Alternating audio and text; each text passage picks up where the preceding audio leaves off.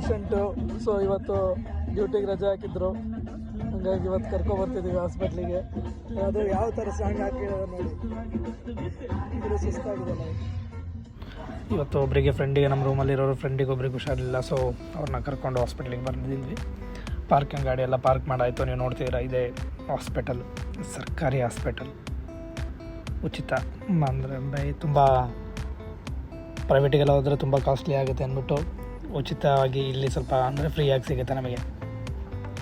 ಅದೇ ನೀವು ಪ್ರೈವೇಟಿಗೆಲ್ಲ ಹೋಗ್ಬಿಟ್ರೆ ತುಂಬಾ ಖರ್ಚಾಗುತ್ತೆ. ಇಲ್ಲಿ ನೋಡ್ತಿರ್ಬೋದು ಹೊರಗಡೆಲ್ಲ ಯಾವ ಥರ ವೈಬ್ ಇದೆ. ಇದು ಆಲ್ ನೇಮ್ ಹೆಲ್ತ್ ಸೆಂಟರ್ ಅಂತ.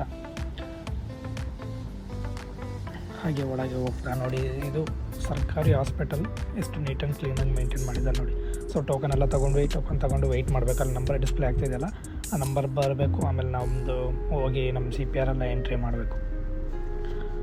ಸೊ ವೆಯ್ಟ್ ಮಾಡ್ತಾಯಿದ್ವಿ. ನೀವು ವೆಯ್ಟ್ ಮಾಡ್ಬೇಕಾದ್ರೆ ಇಲ್ಲಿ ವಾಲಲ್ಲಿ ನೋಡ್ತಿರಲ್ಲ, ಇವರೇ ಕಿಂಗ್ಗಳು 3 ಜನ. ಫಸ್ಟ್ನವರು ಡೆತ್ ಆಗಿದ್ದಾರೆ, 2ನೇವರು ಇವಾಗ ಆಳ್ವಿಕೆ ಮಾಡ್ತಾಯಿದ್ದಾರೆ, 3ನೇವರು ಪ್ರೈಮ್ ಮಿನಿಸ್ಟರ್ ಅವರು. ಸೊ ಹಾಗೆ ಮುಗೀತು, ನಮ್ಮದು ಟೋಕನು ಬಂತು. ಟೋಕನ್ ಎಲ್ಲ ಮುಗಿಸ್ಕೊಂಡು ಹೊರಗಡೆ ಬಂದ್ವಿ, ಚೆಕಪ್ ಎಲ್ಲ ಮುಗೀತು.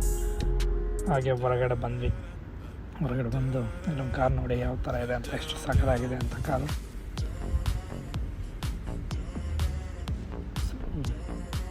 ಅಲ್ಲಿಂದ ಮುಗಿಸ್ಕೊಂಡು ಹೊರಟ್ವಿ. ಇನ್ನೇನು ರೂಮಿಗೆ ಹೋಗಿ ಅಡುಗೆ ಮಾಡಿ ಊಟ ಮಾಡಿ ಮಲಗದೆ.